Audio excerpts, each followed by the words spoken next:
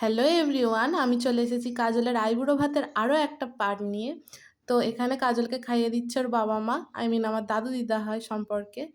আর এই কাজলের মা হচ্ছে আমার দিদুন, আর মায়ের ছোট পিসি। তো সেই সম্পর্কে আমার দাদু দিদা হয়, আর কাজল কিন্তু মাসি হয়। বাট ওকে মাসি বলে আমি মানিই না। চলো চলো চলো, দুজনে কিছু একটা খাই দাও, অন্য কিছু খাওয়ানো অসুবিধা নেই। দুজনে একসাথে ধরো না দুটো কিছু, ওরা প্লেট করো না। ও মানে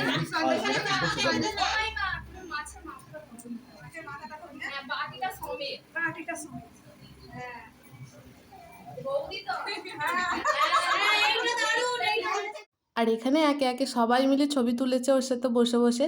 এইগুলো দেখে না আমার একটা কথা খুব মনে পড়ছে, আমার দিদির আইবুড়ো ভাতে কত কিছু অ্যারেঞ্জমেন্ট করেছিলাম, বাট ক্যামেরাম্যান দাদারা ভিডিওই করেনি। খুব আফসোস হয় জানো তো।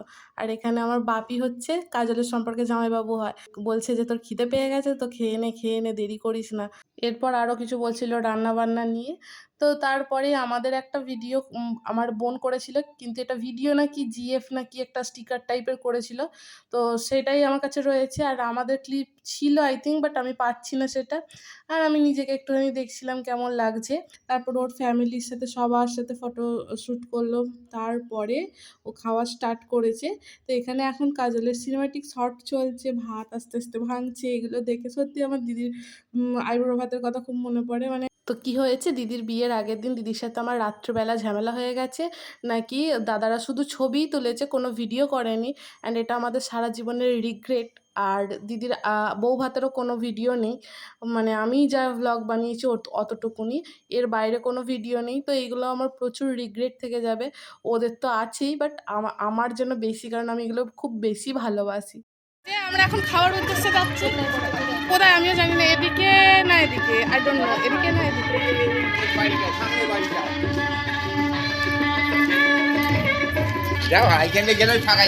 আচ্ছা আচ্ছা,